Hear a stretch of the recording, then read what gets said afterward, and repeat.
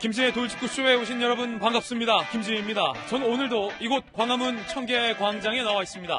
민주당 이해찬 대표의 이른바 서울 천박 발언이 굉장히 논란입니다.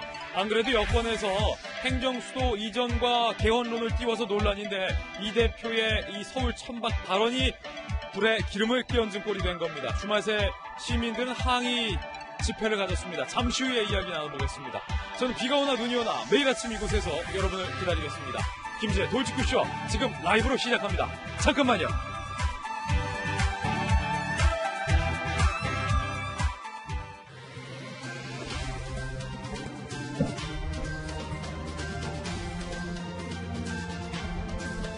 신문 읽어준 남자입니다. 주말새 한 포털 사이트의 실시간 검색어에 이런 말이 오르기도 했습니다. 나라가 네 거냐? 부동산 정책에 반대하는 시민들이 실검 검색어 챌린지 캠페인을 벌인 결과입니다. 잠시 후에 주말에 있었던 부동산 관련된 집회 내용도 전해드리겠습니다. 오늘 조간신문 함께 하시죠. 먼저 동아일보입니다. 북한이 개성을 봉쇄했습니다. 그러면서 코로나 의심 탈북민이 월북했다. 그러니까 북한을 탈북해서 우리나라로 왔다가 다시 월북을 했다는 겁니다. 이걸 북한이 먼저 얘기한 겁니다. 그런데 군은 일주일간 몰랐다라는 의혹이 제기됐습니다. 군 또 뚫렸다. 오늘 동아일보가 일면에서 지적하고 있는 내용입니다. 19일에 군 개성을 넘어갔다는 겁니다. 그래서 북한은 개성을 봉쇄했다라고까지 밝혔습니다. 김정은이 긴급 회의까지 가지는 모습도 공개했는데 군이 북한이 공개한 뒤에야 정황을 파악 중에 나서서 논란이 되고 있습니다. 잠시 후에 이야기 나눠보겠지만 2.5km에 해당하는 교동도 앞에 바다를 헤엄쳐서 건너간 것인가 아닌가라고 추정이 되고 있는 상황입니다. 바다를 헤엄쳐서 탈북민이 다시 건너가는데 군은 몰랐다. 만약에 이게 확인된다면 큰 논란이 될 것으로 보입니다. 다음 신문입니다. 이번엔 조선일보입니다. 집값 패닉, 30대들이 빚을 내서 집을 사야겠다라고 결심을 하고 무려 130조의 주택담보대출을 2년간 낸 것으로 집계가 됐습니다. 그래프 한번 바로 보실까요? 2년간의 주담대, 주택담보대출을 가장 많이 받은 연령은 어떤 연령입니까? 30대였습니다. 102조 7천억, 130조에 달하는 빚을 주택담보대출을 30대가 낸 겁니다. 20대 전세대출도 3배로 뛰었습니다. 은행은 이런 상황 매우 이례적이다라고 밝혔습니다. 사진에서 보셨던 것처럼 주말 사이에 시민들이 길거리에 나왔습니다. 정부의 부동산 정책에 항의하는 집회를 가진 겁니다. 과연 시민들 뭐라고 얘기했을까요? 저희 취재했는데 잠시 후에 들려드리겠습니다. 다음 신문입니다. 이번엔 중앙일보입니다. 현대산업개발이 아시아나 재실사하자 손떼기 수순 가는 것 아니냐. 중앙일보는 이렇게 분석했습니다. 빚이 4조 5천억. 어마어마하죠. 부채율은 6,281% 급증을 했는데 현대산업개발에서 아시아나항공 매각을 포기하는 것 아니냐라는 얘기가 벌써 나오고 있습니다. 금호그룹 입장에서는 굉장한 차질인 셈입니다. 다음 신문입니다. 이번엔 한국일보입니다. 미국 대선 상황을 보면요. 트럼프 대통령이 코로나로 경제 타격까지 입어서 재선 성공에 적신호가 켜졌습니다. 대선 경합주에서도 트럼프 대통령이 밀리고 있다는 겁니다.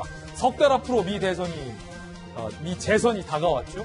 그런데 트럼프 대통령 상당히 쉽지 않을 것 같다라는 얘기가 나오고 있습니다. 조 바이든 후보에 비해서 지지율 예측치가 벌써 9%가량 밀리고 있습니다. 다음 신문입니다. 이번엔 한겨레 신문입니다. 코로나 얘기 나온 김에 이제야 야구장 같구나. 한겨레 신문은 제목을 이렇게 썼군요. 프로야구 83일 만에 10%만 제한적으로 관중을 입장키로 했고요. 그 첫 경기가 열렸습니다. 잠실에서 25분 만에 표가 매진됐죠. 그럴 수밖에 없겠죠. 프로야구 기다렸던 많은 팬들에게 담비 같은 소식입니다. 지금까지 신문 읽어주는 남자였습니다. 오늘 아침 저와 함께 등판한 등판 선수 소개해드리겠습니다. 이제 월요일마다 저희 돌직구쇼를 책임져 주실 돌직구쇼의 전담 변호사, 저희 돌직구쇼 변호사 군단의 홍일점입니다. 손정희 변호사님 모셨습니다. 어서 오세요. 안녕하세요. 여의도 정치 컨설팅계의 제갈공명 윤 선생, 윤태호 실장님 나오셨습니다. 제가 지난주 휴가 간 동안 제 빈자리를 너무나도 든든하게 채워준 다시 돌아온 바르다 박 선생, 박정아 전 청와대변인 모셨습니다. 자주 부탁드릴게요. 자, 그리고 민주당의 청년 대변인입니다. 서재현 부대변인 오늘도 모셨습니다. 그리고 전직 청와대 출입기자 출신의 베테랑 기자 이재명 부장 나왔습니다. 모두들 어서 오세요. 오늘의 키워드도 3가지 준비했는데요. 하나씩 살펴보죠. 먼저 첫 번째 키워드는 분노. 부동산 정책과 관련돼서 시민들의 분노가 집회 현장에 고스란히 담겼습니다. 시민들은 문재인 대통령 의자를 향해서 신발을 던졌습니다. 잠시 후에 공개하죠.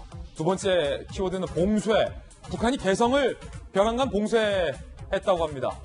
탈북민이 다시 월북을 했다는 이유입니다. 그런데 코로나가 의심된다고 합니다. 어떻게 헤엄쳐서 넘어갈 수 있었던 걸까요? 잠시 후에 이야기 나눠보죠. 세 번째 키워드는 아카이브입니다. 박원순 서울시장의 성추문 경찰 수사가 한창인데 서울기록원에서 박 시장의 휴대전화 등등을 아카이브로 만들어서 보관하겠다고 밝혀서 논란이 되고 있습니다. 어떤 논란인지 잠시 후에 짚어보겠습니다. 김지혜 돌직구쇼 오늘의 톱뉴스로 시작하겠습니다.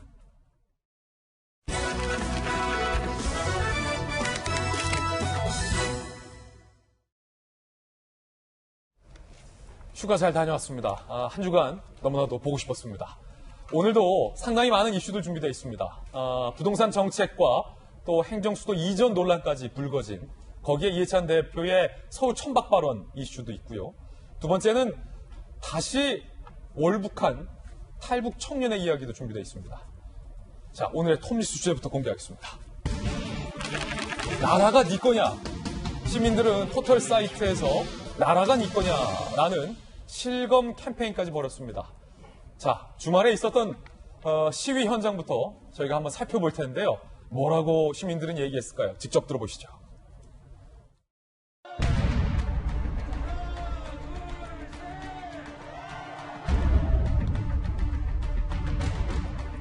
거기는 니들이 했지 우리가 했냐?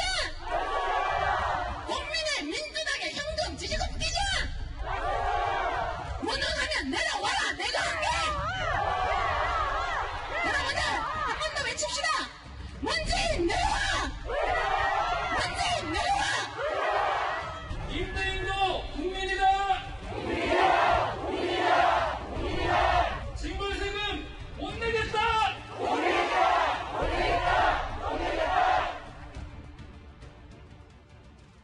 온라인상에서 꽤 유명한 부동산 카페 회원들이 연합으로 시위 집회를 벌인 건데요. 전주에 모였던 시위 참가자들보다 훨씬 더 많은 수가 모여서 방금 보셨던 것처럼 시위를 가졌습니다. 30대 청년들도 많이 나왔다고 하는데요. 뭐라고 얘기했는지 함께 그 내용 살펴보시죠. 폭발한 부동산 민심, 나라가 네 거냐? 그제 1,500명 조세저항 촛불 집회. 국민소득, 불로소득, 너희는 땀 흘렸냐? 땀 흘려서 번 돈이다. 국민재산 보호하라. 라는 외침이 있었고요. 문재인 자리, 문 대통령의 의자를 마련해두고 신발을 벗어 던지는 퍼포먼스도 가졌다고 합니다. 30대 동갑내기 부부가 마이크를 잡고 이렇게 얘기를 했다는데 재산권이라는 국민 권리마저 무시하는 것 같아서 나왔다. 나중에 들어가서 살려고 전세 껴서 주택을 샀는데 대출을 너무 세게 틀어막아서 정작 집주인 우리 가족은 들어갈 살 수조차 없게 됐다라고 얘기를 했습니다. 한편 부동산 정책에 반대하는 네티즌들은 실시간 검색어 챌린지 운동을 이어갔는데 문구가 나라가 네 거냐 라는 문구 어제 그제 이틀째 실시간 검색어로 오르기도 했다고 합니다. 청와대 국민청원도 올라갔습니다. 딱 봐도 부동산 정책이 망가진 걸 수도 이전으로 가리는 격이 아니냐라는 청원 내용이고요. 7만 명이 동의를 했고 아파트 주택세 8%, 12%가 정상이냐라는 것에는 6만 명이 현재 동의를 한 상황이라고 합니다. 일단은 이재명 기자, 문재인 대통령 의자라는 의자를 마련하고 거기에 신발을 던지는 퍼포먼스도 했다고요? 예. 아무래도 이제 신발 퍼포먼스 자체가 지난번에 문재인 대통령이 국회에서 국정연설을 할 때 한 시민이 신발 던졌던 이제 그 퍼포먼스를 어떻게 보면 이제 따라했다 이렇게 볼 수 있겠죠. 그리고 문재인 자리라고 이름을 써놓고 거기에 이제 신발을 던지는 퍼포먼스였는데 그만큼 지금 국민들의 분노가 굉장히 뜨겁다 이런 걸 아, 보여주는 지금 이 장면이군요. 저게 그렇죠. 문재인 대통령의 의자다라고 마련해 놓은 자리군요. 자리 이렇게 지금 적어놨었죠. 거기에 예. 이제 신발 던지면서 금방 종이가 찢어졌는데 뭐 아까 전에 쓴 시민이 그런 얘기 하지 않았습니까? 뭐 무능하면 내려와라 내가 알게 뭐 이렇게 했는데 아마 이제 그런 것들을 좀 상징적으로 보여주기 위해서 저는 퍼포먼스를 하지 않았나 싶습니다. 그렇군요. 지금 저 시위 집회가 몇 주째 이어지고 있는데 2주째죠. 그렇죠. 이게 뭐 어떤 정파나 정치적 정당에서 마련한 자리입니까? 아니면 시민들이 자발적으로 거리로 나온 겁니까? 그 자발적으로 왔다는 데에서 이제 저 인원이 처음 이제 18일 날 첫 집회를 했었는데 그때는 한 700명쯤 모였었는데 지난 토요일 날 집회 때는 한 1,500명쯤 그러니까 2배 이상 늘어난 거죠. 예. 그런데 이게 얘기한 것처럼 어떤 특정 시민단체나 정당에서 사람을 동원한 게 아니라 그야말로 카페에서 자발적으로 참여했다는 데에서 이제 뭐 적지 않은 숫자가 모였다 이렇게 볼 수 있는 거죠. 그만큼 지금 부동산 대책에 대해서 이제 국민적 분노가 뜨겁다 뭐 이런 거를 이제 상징적으로 보여주는 그런 집회가 아니나 싶고 그 구호가 간단치 않아 보입니다. 예. 지금 뭐 나라가 네 거냐 이제 이런 실검 챌린지까지 벌어지고 있는데 어떻게 보면 굉장히 지금 대의민주주의의 중요한 화두를 좀 던지고 있는 게 아닌가 시민들이 그러니까 단순히 이건 뭐 재산권 자체는 정말 어떻게 보면 뭐 멀리 가면 17세기 계몽주의 때부터 사회계약서 때부터 국가가 책임져야 할 가장 중요한 책무가 어떻게 보면 국민의 재산권을 지키는 문제인데 그런 문제에 대한 이제 근본적인 문제를 하는 거고 또 하나는 이제 재산권에 있어서 지금 뭐 세금 폭탄이라는 말이 나올 정도로 그 나의 재산에서 엄청 많은 세금을 부여하는데 그 세금이라는 게 어떻게 보면 다 법률에 의해서 법률에 근거해서 해야 되는데 지금 뭐 재산세를 나오고 있지만 공시지가가 이제 근본적으로 올라가면서 재산세가 다 올라갔는데 공시지가 이런 게 법률이 아니라 행정 조치로 이루어진 거죠. 사실 그 공시지가 인상이라는 게. 그래서 이렇게 이제 어떻게 보면 국가가 편의적으로 세금을 막 올리는 거에 대해서 국민들이 과연 이것이 대의민주주의에서 맞는 거냐 이런 문제를 하는 것 같고 또 하나는 더 근본적으로는 사실 이제 재산권뿐이 아니라 어떻게 보면 뭐 탈원전부터 세종시, 그러니까 수도 이전까지 굉장히 많은 것들이 이 정부에서 충분한 논의 없이 이루어지고 있는 그런 거에 대해서 좀 근본적 문제 제기가 시작된 게 아닌가 저는 그렇게까지 좀 보고 있습니다. 그렇군요. 최근에 여권에서 이른바 행정 수도를 이전하겠다. 그리고 그를 위한 개헌까지도 발언이 시사되면서 논란이 일고 있는데 시민들이 실검 챌린지에 올린 문구가 나라가 네 거냐. 이 뜻에 대해서 이재명 기자의 개인 의견을 설명을 해주었는데 부동산 정책 아시다시피 정부가 20번이 넘게 내놨습니다. 강남 강북 집값이 다 올랐다는 것은 이미 기정사실로 알려진 사실인데 문제는 이게 전세가까지 계속해서 오르고 있다는 겁니다.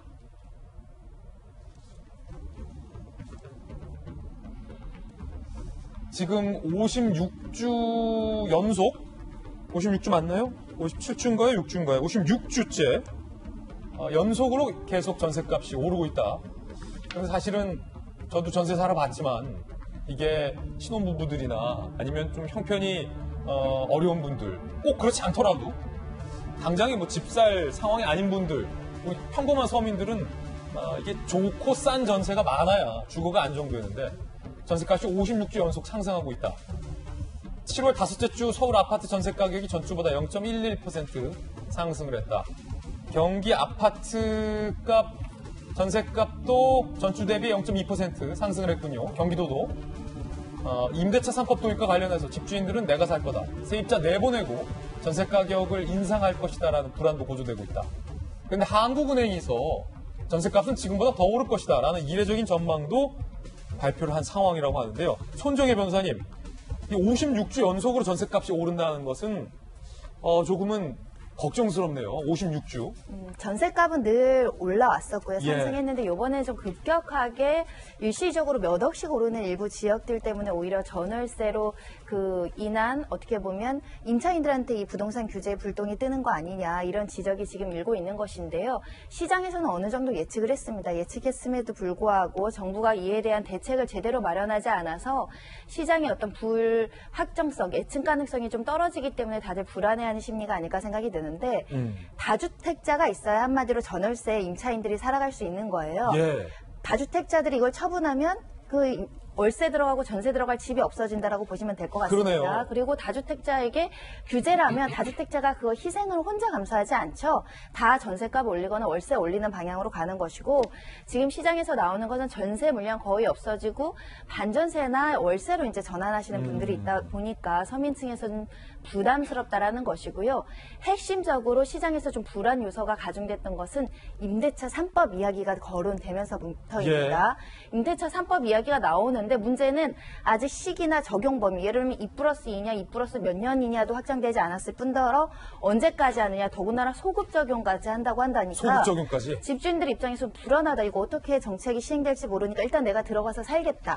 재건축이라는가 대출 규제에 관련해서도 실거주 요건을 강화한다고 하니까 나도 임차인 지금 내쫓고 싶지 않은다고 부득이하게 내가 들어가겠다라는 사람들이 생기는 것이고, 임대차 보호법이 생기면 5% 이상 인상을 못한다라고 하니까 그러면 요번에 계약할 때 4년치 미리 올려버리는 겁니다. 한꺼번에요? 그래서 일부 지역에선 1, 2억만 올리면 되는데 4년치 올린다고 3, 4억을 주장하시는 임대인들도 나오고 있어서 이런 부분에 대한 부작용이 충분히 고려되었느냐, 그리고 임대차 3법을 졸속으로 했을 경우에는 시장에 악작용이 더 나올 수 있거든요. 조금 더 섬세한 예. 정책을 해야 되고, 이런 부작용에 대해서 그러면 법으로만 규제할 것이냐, 이런 부분에 대한 질문이 지금 정부 정책 결정권자들에게 무겁게 쥐어진 상황입니다. 그렇군요. 그러니까 부동산 정책이 잇따르면서 집값뿐만 아니라 전셋값까지 올려놨다. 서민들은 이에 대해서 굉장히 뿔났다라는 상황으로 보이는데요.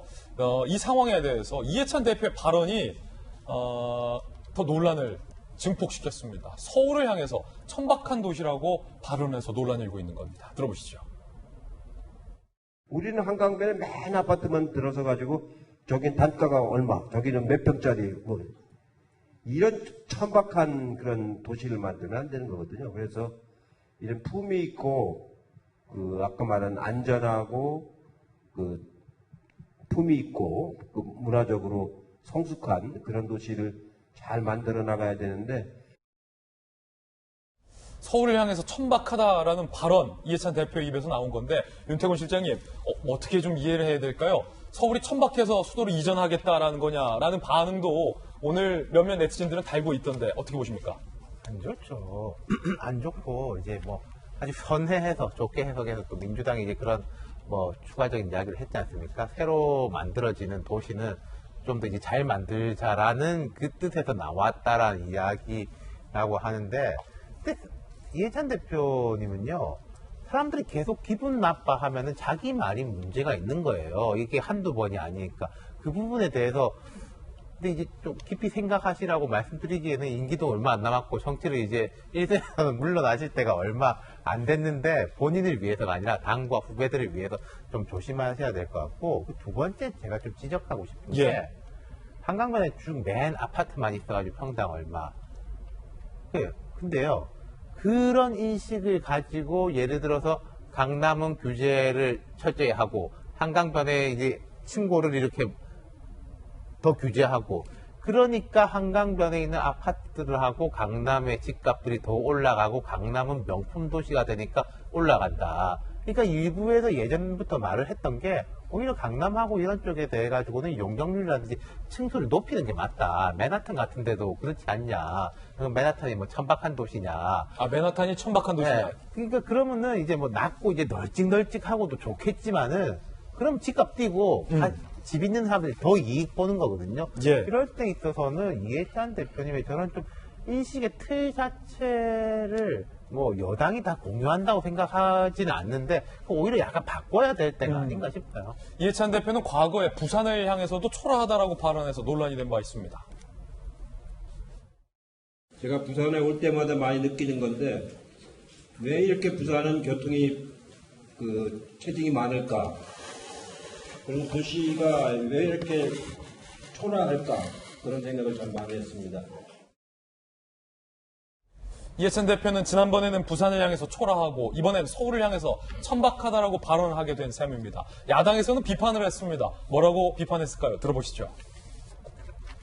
지난 총선 때는 부산을 초라하다고 하더니 이제는 대한민국의 상징이자 글로벌 탑10인 서울마저 졸지에 천박한 도시로 만들어버렸습니다. 막말 폭탄으로라도 정책 실패를 덮으려는 신흥 부동산 대책인 겁니까? 대한민국 이 좁은 땅덩어리마저도 갈라치기 하는 집권당 여당 대표의 말에 부끄럽습니다. 저희 당이라도 먼저 국민들께 사과드리고 싶습니다.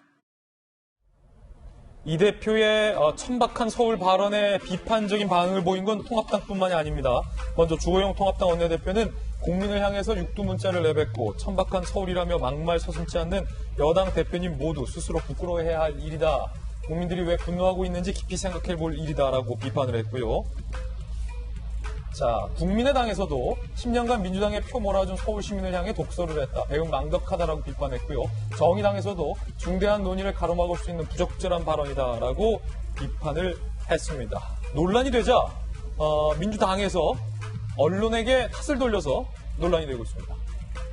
이 대표 발언은 세종시를 품격 있는 도시로 만들자는 취지의 발언이었다. 앞뒤 문맥을 생략한 채 특정 발언만 문제 삼아 마치 서울을 폄훼하는 것처럼 보도한 것에 깊은 우려를 표한다라는 입장을 그제 냈습니다. 박정하 대변인, 네. 청와대에 계시잖아요. 네.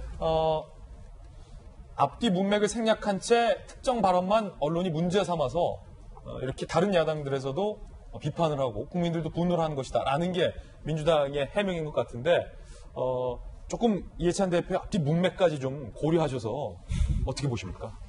저도 잘못 얘기하면은 탓에 걸릴까봐 말씀을 못 드리겠는데 이게 앞뒤 문맥을 좀 전반적으로 고려해 주시기 좀 바랍니다. 많이 말씀드려야 되나요? 좀 전에 저희가 CG에서 봤던 것처럼 더불어민주당에 보면은 그 당 로고 우리 봤잖아요. 이게 더불어도 잘못된 것 같고 민주당의 민주도 잘못된 것 같아요.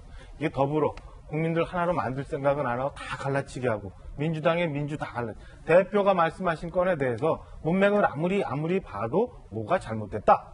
그러면은 이거 솔직하게 잘못됐고 대표가 말씀하시다 실수한 것 같다라고 얘기하고 국민들한테 진솔하게 사과를 구해야 되는 게 맞는 건데 아무리 제가 읽어봐도 잘 모르겠어요. 무슨 세종시를 품격 있는 도시로 만들다는 취지에 왜 서울이 천박하고 부산이 초라하게 나오는 건지 잘 모르겠어요. 그러니까 통상에 이해찬 대표가 머릿속에 생각하고 계셨던 게 그냥 나왔던 것 아닌가. 그러다 보니까 이 말도 안 되는 말로 이걸 좀 국면을 좀 넘어가 보려고 또 언론 탓하는 것 아닌가 싶은 생각이 듭니다.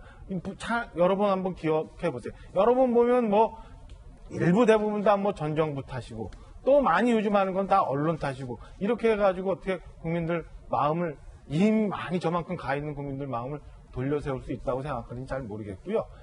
제 말이지 임기 얼마 안 남으셨고 그렇다고는 하지만 그래도 저는 이해찬 대표가 민주당에서 아직도 많은 영향력을 미칠 거라고 임기 후에도 생각하는데 그렇다면 저런 생각부터 버리고 안에서 얘기가 나오는 건에 대해서 진솔하게 듣고 사과하고 잘못된 부분은 당원들이고 의원들이고 조정해서 국민들한테 솔직하게 얘기할 수 있는 그런 자세가 되어 있어야지 민주당스러운 거지 그렇지 않고 이렇게 맨날 탓만 해가지고는 어떻게 국정을 이끌어갈지 모르겠어요. 대통령 우리 5년 임기제잖아요. 예. 벌써 3년이 넘어갔어요. 아직도 탓하고 또 언론 탓하고 이 탓하고 저 탓하고 우리만 숭고하다라는 생각으로 가다 보면 앞서 우리 이슈에서 본 것처럼 국민들로부터 신발 세례 받을 수 있습니다.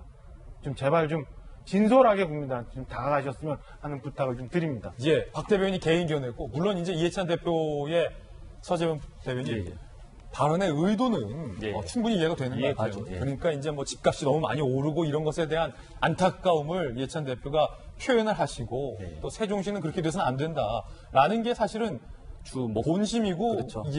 그런데 왜 거기서 서울이 추하다는 표현이 나왔는지. 그러니까 이제 추하다라기보다는 이제 설명을 할 때 프랑스 생강처럼 노트르담 성당처럼 역사와 유적이 좀 어우러져서 명품 도시를 만들어야 된다라는 것인데 그게 이제 비교를 할 때 부적절하다 단어가 그래서 당원들도 부적절한 즉 단어 선택에 좀 신중을 더 해달라는 요구가 좀 빗발치는 건 사실이에요. 아, 그래요? 예, 대신에 이것을 갈라치기라든지 아니면 언론 탓을 하는 것이 아니라 정치인이 언급을 했을 때 목적이 있다고 하면 여기서 만약에 서울을 정말로 천박한 도시라고 했을 때 정치적으로 얻는 것이 뭐가 있을까라는 것이죠. 그래서 저는 이 부분에서 어느 선택에 대해서 문제 제기를 하는 것은 맞다. 하지만 이것을 무슨 도시에 대해서 갈라치기 한다 이런 식으로 조금 정쟁의 소재로 하는 것은 부적절하다. 그래서 즉 논란의 소재는 되지만 정쟁의 소재는 되지 않는다라는 것이죠. 예. 자, 그런가 하면 행정수도 이전 논란과 맞물려서 서울대생들이 상당히 좀 부글부글하다고 합니다. 어떤 내용일지 함께 보시죠. 최근 여권을 중심으로 서울대도 지방으로 이전해야 한다에 이어서 서울대를 폐지하자라는 얘기들이 있는가 봐요. 서울대를 폐지하고 국공립대로 통합하자. 박주민 의원이 서울대 폐지론 고민해볼 수 있다. 더불어민주당의 한 재선 의원은 수도 이전 논의 본격화되면 서울대 이전 혹은 폐지 문제도 함께 오를 가능성. 그러자 서울대학교 온라인 커뮤니티에서 지방에서 넉넉지 못하게 살다가 수능 때 1등급 만들어서 서울대 입학했는데 내가 왜 서울 집값 상승의 주범인 적폐가 된 거냐. 그러니까 부동산 집값 못 잡고 수도 이전하는 건데 거기에 왜 서울대까지 없애느냐라는 주장인 것 같아요.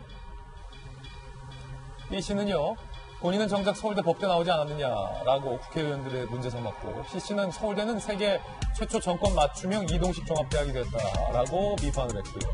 이 씨는 7, 80년대 학번들이 혜택은 다 누리고 우리는 적폐 취급당한다라는 글들이 현재 서울대 커뮤니티에 올라오고 있다라고 합니다.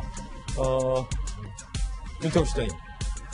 서울대 뭐 폐지, 해체, 그다음 개혁 이런 이야기 나온 지는 한 20, 30년 됐어요. 지금 서울대가 법인화돼 있는 것도 개혁의 일환인데 저는 그거를 뭐 국가 경쟁력 차원에서 그리고 서울대 경쟁력을 더 높이는 차원에서 여러 가지 이야기를 해볼 수 있다고 생각해요. 하지만 지금 이게 맞물리는 게 마치 이거에 대한 뭐 부동산에 대한 수단으로 혹은 아까도 이제 우리가 세금 이야기 나왔지만은 세금이라는 게 그렇죠. 국가 경쟁력 전체를 올리고 복지에 대해 가지고 뭐 많은 부분이 필요하면은 깊은 논의를 통해 가지고 증세를 어느 정도 좀 괜찮은 사람들은 이만큼 더 하고 그 중간에 이만큼 하고 없는 사람들도 이 정도로 해가지고 이제 해보자라는 이야기를 할 수 있는데 이게 마치 어떤 뭐 이슈를 돌리려고 하는 것처럼 보인다든지 누구한테 페널티를 주려고 하는 것처럼 보이니까 반발이 큰 거 아니겠습니까?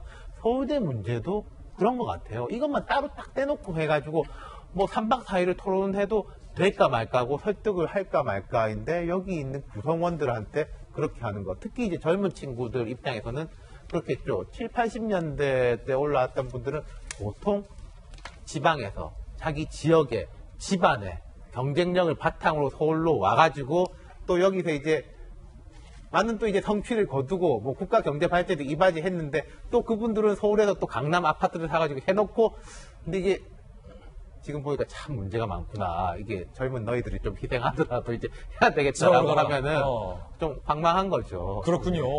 자, 그런가 하면 채널A가 새 국세청장 후보에 김대지현 국세청 차장이 유력하다라는 단독 보도를 했습니다.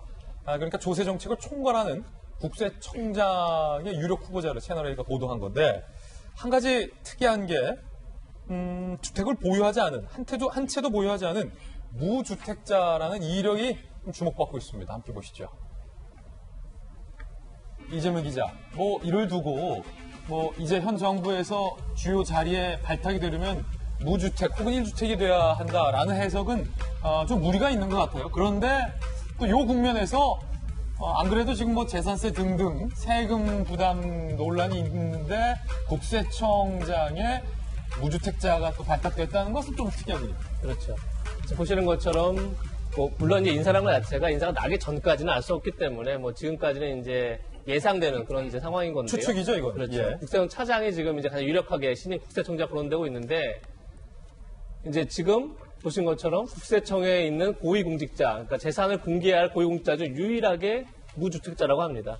그리고 경쟁 상대였던 이제 서울 국세청장이 2주택이었다가 최근에 이제 한 채를 팔았지만 어쨌든 2주택이었다는 거고요. 그러다 보니까 가뜩이나 최근에 있었던 청와대 비서관급 인사 때도 다주택자 상당수가 이제 나오지 않았습니까? 그럼 맞물려서 지금 최근에 이제 워낙 부동산 정책 실패, 대응 실패에 대한 국민적 분노가 뜨겁고 그러다 보니까 인사에서도 그런 것들이 상당 반영되는 거 아니냐. 결국은 능력보다 주택 수가 더 중요하게 생각되는 뭐 그런 상황이 된 것 같고 그리고 물론 지금 조금 전에 봤던 저희 국세청 차장만 하더라도 이미 노무현 정부 때 문재인 민정수석 밑에서 행정관을 했기 때문에 여러 인연들도 작용했을 수 있고 뭐 꼭 이제 무주택이기 때문에 그런 건 아니겠지만 무주택도 분명히 중요하게 거론됐을 것 같은 그러니까 인사위원회가 있을 텐데 거기서 굉장히 중요하게 거론됐을 것 같은 그런 요인 중 하나가 아니었을까 그렇게 추정을 해볼 수 있을 것 같습니다. 예, 다시 말씀드리지만 뭐 추정 보도라는 것 다시 한번 말씀드리고요.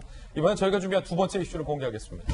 사실 오늘 각 조간신문 1면에 크게 보도된 1면 헤드라인입니다. 탈북민 월북과 개성 비상사태 선포. 북한이 깜짝 발표를 했습니다. 탈북을 했던 북한에서 탈북민이 다시 북한으로 월북을 했다는 겁니다. 그런데 이 월북한 탈북민이 코로나가 의심된다는 겁니다. 그래서 북한이 개성을 이른바 봉쇄를 했다라는 깜짝 발표를 한 겁니다. 그런데 문제는 우리 국방부가 북한이 발표하기 전까지 이 사실을 모르고 있었던 것 아니냐라는 의혹이 강하게 일고 있습니다. 먼저 북한의 발표부터 들어보시죠. 개성시에서 악성 비루스에 감염된 것으로 의심되는 월남 도주자가 3년 만에 불법적으로 분계선을 넘어 지난 7월 19일 귀향하는 비상사건이 발생했습니다. 개성시를 완전 봉쇄하고 국가 비상방역 체계를 최대 비상체제로 이행하며 특급 경보를 발령할 때 대한 당 중앙의 결심을 천명하셨습니다. 북한이 깜짝 발표를 한 겁니다. 그러면서 북한 김정은이 특별 비상회의를 갖고 있는 모습도 영상도 공개를 했는데 개성을 봉쇄했다. 북한이 처음으로 코로나19가 있다는 것을 인정한 발언이고 개성을 봉쇄했다라는 초유의 조치까지 굉장히 이례적인 상황입니다. 문제는 우리 군 당국이 탈북민이 다시 월북하는 동안 과연 알고 있었을까라는 부분입니다. 탈북민이 어디로 북한으로 넘어갔을까라는 경로가 현재 우리 군 당국을 출입하고 있는 기자들의 취재에 따르면 이렇게 추정이 되고 있는데, 자, 한번 보시죠. 지금 김포가 있고요. 김포에서 강화도 넘어가죠. 김포랑 강화도는 다리로 연결이 돼 있어요. 이 강화도 옆에는 성모도 있죠. 성모도 옆에는 교동도가 있습니다. 교동도 앞에 해역, 교동도 앞바다, 북한 땅까지 2.5km 정도 폭이 된다고 합니다. 차로 가면 금방인데 2.5km의 바다를 헤엄쳐서 간다는 것은 이건 쉽지 않은 일인데, 군 당국에서 추정키로는 저 루트 2.5km 바다를 헤엄쳐서 넘어간 건 아니냐. 물론 아직 추정치입니다. 월북 추정 탈북민. 2017년 6월 3년 전이죠. 서해 교동도 같은 루트를 헤엄쳐서 귀순해 경기 김포에서 살았던 김모 씨인 것으로 현재 추정이 되고 있습니다. 20대고요. 김포, 강화 교동도 등을 수차례 사전 답사한 정황. 탈북 당시처럼 교동도 일대에서 헤엄쳐서 다시 북으로 넘어갔을 가능성이 제기되고 있고요. 북한과의 최단거리 2.5. 그런데 북주민들이 헤엄쳐 귀순한 사례가 잦은 곳이라고 합니다. 박정환 대변인, 청와대 계시잖아요. 네. 예전에 북한 목선이 동해상 쪽으로 한번 들어와서 작년인가요? 그렇죠, 작년에 우리 군 당국이 깜짝 놀랐었어요. 모르고 있어서. 그런데 그거는 동해안이기도 하고 또 목선 타고 귀신같이 오면 또 모를 수도 있다고 치는데, 지금 강화 교동도 앞에 그 해협에서 헤엄쳐서 건너간 것을 설마 우리 군이 알았겠죠? 모르진 않았겠죠? 아마 저 민간 남북교류를 하기 위해서 국방부가 아마 모른 척 했을 거 아닐까 싶은 생각이 들어요. 개인견해죠? 개인견해입니다. 그러니까 남북교류가 저렇게 잘 되는데 북에서 남으로 넘어왔다 남에서 북으로 넘어가고 정말 일부에서 얘기하는 것처럼 통일부 없애도 될 것 같은 이런 아주 평화로운 시대에 우리가 좀 살고 있는 것 같아요. 저 김모 씨가 만약에 저 루트를 통해서 갔다면 최초의 2017년도 이게 남쪽으로 넘어왔을 때 헤엄쳐서 넘어왔거든요. 부유물을 하나 들고. 그때 우리 군이 어떻게 탐지를 했냐면 열감지 카메라로 그걸 탐지를 했어요. 사람이니까. 그런데 이번에는 넘어가는 걸 몰랐다? 좀 전에 말씀 주신 것처럼 수년 전에는 노크 귀순 때문에 한번 난리가 났었잖아요. 작년에 삼척으로부터 목선 들어왔잖아요. 올 봄인가요? 태안의 서해안 쪽에는 중국 모터보트가 몇 대씩 와갖고 왔는데도 다 모르고 있었어요. 이거를 여태 모르고 있었다는 거는 저는 정말 납득을 할 수 없는 상황이고요. 철동 같은 경계태세를 통해서 우리나라를 철저히 지키고 있다는 우리 군이 깡통 같은 경계태세를 가지고 여태 국민들을 우롱하고 있었다고밖에 해석을 할 수 없는 대목인 것 같아요. 저 어떻게 일반적인 상식으로 납득이 되겠어요? 저쪽에 강화도를 통해서 북한을 넘어가는데 군에서는 아무도 모르고 있었다? 글쎄요. 우리 이쪽 가까운 파주 쪽 한강가만 가더라도 각 한 200m마다 초소가 있고 철조망이 다 둘러싸여져 있어서 일반인은 그 넘어가지를 못하는 상황인데 저런 거를 군이 모르고 있었다. 일주일째. 그리고 이제 와서 신고를 하고 북한에서 긴급회의를 하고 그걸 보도를 하니까 이제 와서 대비태세를 점검한다. 입이 10개라도 저는 군이 할 말이 없을 거고요. 다시 한번 이런 거는 제대로 좀 한번 챙겨봐야 될 일이라고 생각합니다. 이 사건이 앞으로 다방면의 이야기거리가 많을 것 같아요. 아, 그래요? 그렇죠. 지금 보면은 북한에서 아까 이춘희 아나운서 우리 오랜만에 봤지 않습니까? 안경 쓰고 나왔네. 네. 북한도 이 사람 도로 올라온 거 모르는 거예요. 개성에서 발견했다는 거 아닙니까? 예. 그러면은 북한도 이제 철저하게 지킬 거 아니에요, 우리처럼.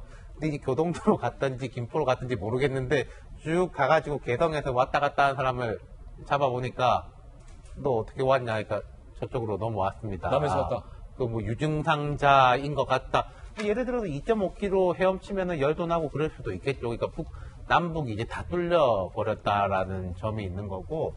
그리고 북한이 사실은 지금 이제 코로나에 대해 가지고 되게 엄중한 조치를 많이 취하고 있었거든요. 방역의 역량이 많이 딸리기 때문에 중국 쪽하고 이 교류도 확 끊어버리고 예. 경제적 어려움에도 불구하고 그랬는데 북한 입장에서도 되게 좀 당황스러운 일인 것 같고, 그리고 또 여러 가지 뭐 후속 보도들이 나오는 게 이 사람이 지금 뭐 북한을 도로 넘어가려고 한다 혹은 이제 신상이 안 좋다라는 식으로 동료 탈북자들이 지인들이 경찰에 이야기했다 이런 보도도 있어요. 경찰은 그냥 신상이 이상하다라는 말만 들었지 탈북까지도 못 들었다 이러니까 이 한 분으로 인해 가지고 남북에서 이제 다방면으로 종합적인 점검을 하게 됐다 그런 거죠. 예.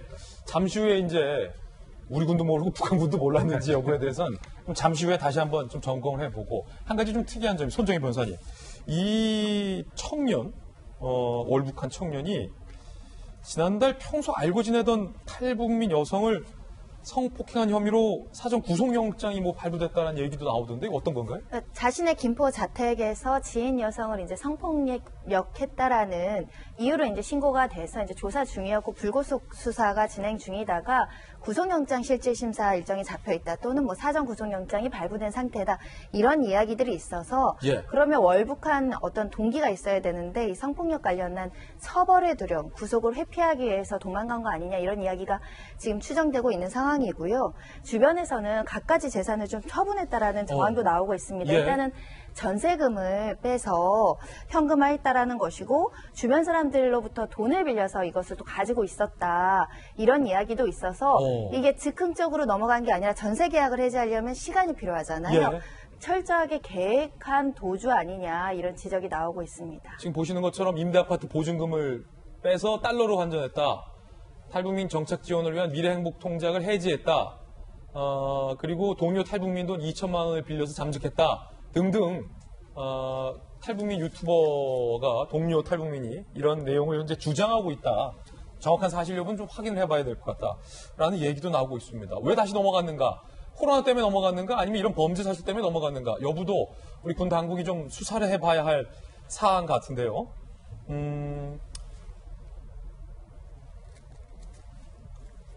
앞서서 미뤄뒀던 얘기 좀 해봐야 될 것 같습니다. 우리 군이 몰랐는가 알았는가? 북한이 어제 얘기를 했어요. 오전에 합참은 확인 중이다. 합참이 확인 중이다라고 브리핑을 간략하게 했다는 것은 그때까지 몰랐던 것 아니냐라는 언론들 추정이 나오고요.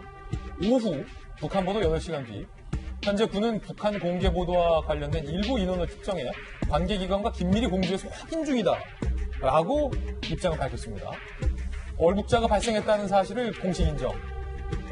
북한 목선에 입학 논란 1년 만에 경계태세 또 구멍이 난 거 아니냐라는 논란이 좀 강하게 일고 있는 그런 상황인데요.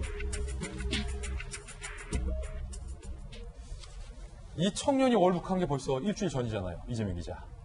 그리고 어제 북한이 얘기를 한 걸로 봐서 아까 윤태호 실장님이 말했던 것처럼 북한 군도 처음에 좀 몰랐을 가능성. 교동도로 갔는지 뭐 다른 곳으로 갔는지는 모르지만 근데 북한이 모른다고 해서 우리도 모르면 되느냐. 우리는 알아야지 않습니까? 감시장비나 뭐 이런 게 우리가 더 비싸잖아요. 잘 돼 있고. 글쎄요, 뭐 양쪽 다 사실 굉장히 남북이 맞닿아 있는 지역이기 때문에 굉장히 경계태세가 강화되어 있는 지역이겠죠. 그런데 윤 실장 얘기하신 것처럼 북한도 몰랐던 건 거의 확실해 보입니다. 왜냐하면 조선중앙통신에서 보도한 거 보면 김정은 위원장이 그 해안가에 그 적경지대 경계태세를 실패했다면서 강하게 질책했다 이런 내용이 있습니다. 그러니까 그렇군요. 우리만 몰랐던 게 아니라 결국 북한도 잘 몰랐던 게 아닌가. 그래서 아마 이제 북한이 19일 날 발견했다고 한 거 봐서는 이제 18일 아니면 19일 날 넘어간 것 같은데 그러고 나서 북한도 한참 있다가 아마 그러니까 조사를 통해서 다시 이제 탈북했던 탈북민이 다시 이제 월북한 걸 알게 된 것 같고 그 상황에서 이제 뭐 코로나 이제 19 의심까지 생기면서 개성공단 폐쇄란을 강수를 썼는데 물론 이제 북한은 지금 사실 이걸 공개한 이유 자체는 개성 봉쇄? 그 개성 봉쇄까지 했는데 결국 이제 여러 가지 북한에서도 이제 노림수나 계산이 있겠죠 지금. 그러니까 단순히 뭐 경계태세 문제를 강화하고 뭐 이런 문제를 위해서 이걸 공개한 건 아닌 것 같고 결국은 뭐 개성뿐이 아니라 지금 북한이 아직까지 뭐 코로나19가 확산된 거를 지금까지 공개하지 않았었는데 이 탈북민을 통해서 처음으로 코로나19 위험성에 대해서 이제 북한이 인정을 한 거죠. 그런 만큼 어떻게 보면 한국을 상대로 뭐 코로나19에 대한 배상을 요구한다든지 여러 가지 이제 앞으로 행동이 있을 텐데 그걸 보면 북한의 의도를 좀 더 분명히 알 수 있을 것 같고 어쨌든 뭐 그 전에 우리 군이 지금 얘기한 것처럼 사실 1년 전에도 삼척항으로 곡선에 들어온 걸 알지 못했고 또 최근에도 2달 전만 하더라도 이번에 동해안에서 중국에서 미립국 보트가 들어왔는데도 알지 못했고 그래서 계속 경계 실패 문제가 계속 제기되고 있어서 아마 이번에는 뭐 대대적인 문책이 있을 것이다 이런 이제 언론 보도도 예측도 나오는데 그렇군요. 결국은 어떤 식으로든 조치가 필요하지 않은 시점이 왔나 이런 생각이 분명히 듭니다. 예, 그러니까 지난해 뭐 목선 사례 뭐 이렇게 열거하지 않더라도 이게 경계 실패에 대해서는 온 국민이 불안해하고 있다. 서부대는 또 장교 출신이죠. 예, 그래서 저도 되게 놀랬던 게 이게 수영을 해서 이렇게 참 이렇게 넘나든다는 게 참 이게 현실에서 이게 계속 나타나는구나 싶어서 불안하긴 한데요. 그래서 좀 봤을 때 만약에 예전에 뭐 지난주에도 그렇지만 태영호 의원이 제가 사상검증 논란이 있었잖아요. 진짜 저는 최근에 포스트 코로나 시대에 절감하는 것이 만약에 저런 상황이 있으면 북한 같은 경우에는 뭐 이런 문구가 나와야 되는 게 정상이잖아요. 사실은 뭐 자유를 선택했지만 스스로 자유를 거부한 우리의 젊은 청년 이런 식으로 보도를 해야 되는데 코로나가 의심되는 월북자라고 하는 것 자체가 북한 상황이 실질적으로 사상의 검증에 대한 불안보다는 건강, 지금 코로나 때문에 굉장히 힘든 상황이구나. 우리가 유추할 수 있고 더 나아가서 이것을 빌미로 또 다른 우리한테 또 여러 가지 불안의 요소를 할 수 있기 때문에 우리 대한민국은 좀 선제적으로 할 필요도 있고 필요하면 합동조사도 하겠다라고 좀 적극적으로 조치하고 해결하는 과정이 좀 필요할 것 같아요. 예, 진짜 이 청년이 코로나19의 확진자인지 여부도 결국은 북한 손에 달렸기 때문에 상당히 좀 궁금해지는군요. 추가 보도가 나오면 저희들이 말씀드리겠습니다. 이번엔 저희가 준비한 세 번째 이슈입니다. 박원순 서울시장의 성추행 의혹과 관련해서 경찰의 수사 상황과 관련된 새로운 내용도 오늘 보도가 되고 있습니다. 제목을 박원순 비서실의 자부심이라고 달아봤는데요. 먼저 서울시가 서울 기록원을 통해서 박원순 시장의 뭐 휴대전화, 노트북 등 박 시장에 대한 기록을 이른바 아카이브로 보관을 하겠다라고 밝혀서 논란이 되고 있습니다.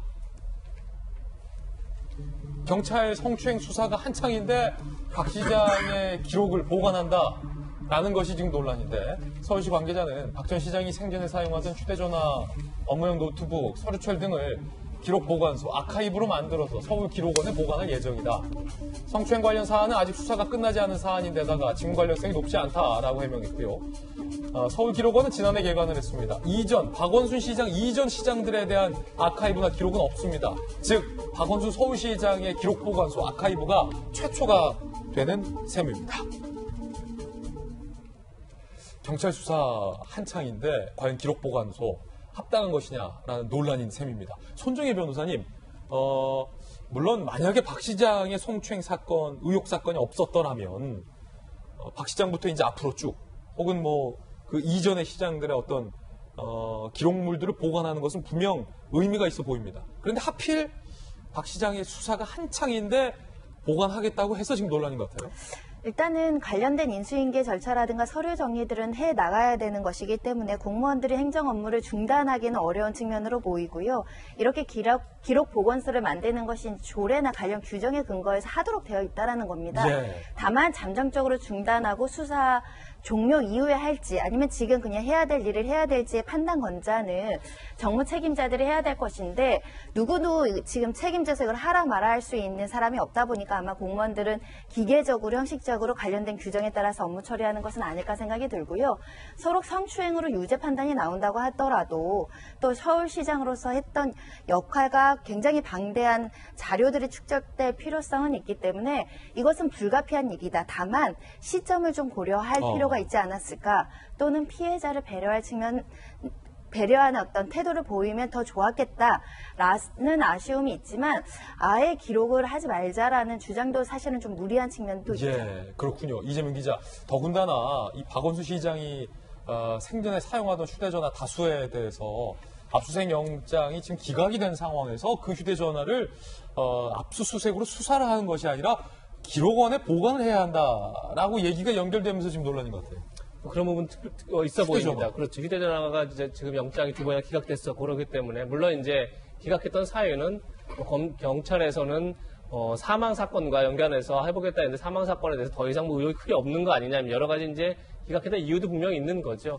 어쨌든 간에 그렇다고 해서 지금 뭐 경찰 손에 있는 휴대전화가 당장 뭐 서울 기록원에 보관되는 건 아니겠으나 지금 뭐 조금 전 손정혜 변호사님 말씀하신 것처럼 지금 어쨌든 수사가 먼저 급한 상황이고 그리고 또 특히나 지금 정무라인들이라고 했던 우리가 6층 사람들이라고 했던 사람들이 거의 언론과 접촉을 끊은 상태에서 가장 핵심적인 어떤 그 성추행 의혹 그리고 성추행 묵인 의혹 이런 거에 대해서 가장 잘 아는 사람들이 사실상 그 경찰 수사에 적극적으로 임하지 않는 상황이기 때문에 더더욱 좀 수사의 증거 인멸이 이루어지는 거 아니냐 이런 우려가 있는 큰 상황에서 저렇게 아카이브가 이루어진다고 그러니까 아무래도 좀 반발이 있는 것 같은데 물론 서울시 해명도 분명히 타당한 면이 있습니다. 조례에 따라서 뭐 이걸 기록원에 보낸다고 해서 이것을 뭐 업적을 기린다 이런 차원보다는 대통령 기록물이 그렇듯이 공간을 다 기록해 놓는 차원이기 때문에 뭐 그 기록을 남기는 것 자체를 뭐라고 할 수는 없지만 어쨌든 지금 중요한 거는 그 국민적 의혹을 푸는 작업부터 먼저 진행되지 않을까 이런 생각은 듭니다. 예, 경찰 수사 상황으로도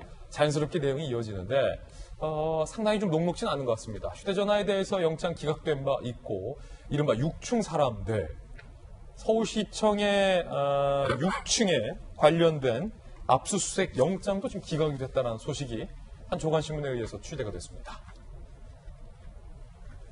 서울시청 6층 압수수색 영장이 지금 기각이 됐다라는 내용이고요. 수사를 해야 하는 특히 이제 6층의 어떤 정무직 사람들을 수사해야 하는 경찰로서는 결과적으로 박 시장의 어떤 정무직 보좌관들이 자발적으로 수사에 임하는 것을 기대할 수밖에 없는 상황이 돼버린 것 아니냐라는 분석도 오늘 여러 조간신문들에 나오고 있습니다. 잠시 후에 이 부분 이야기 나눠보겠고요. 한편 피해자 여성 A씨가 지난해 7월 작성한 업무 인수인계서가 경찰은 확보됐다라고 보도가 나오고 있는데 박 전 시장 전현직 비서진들이 제출을 했다는 겁니다.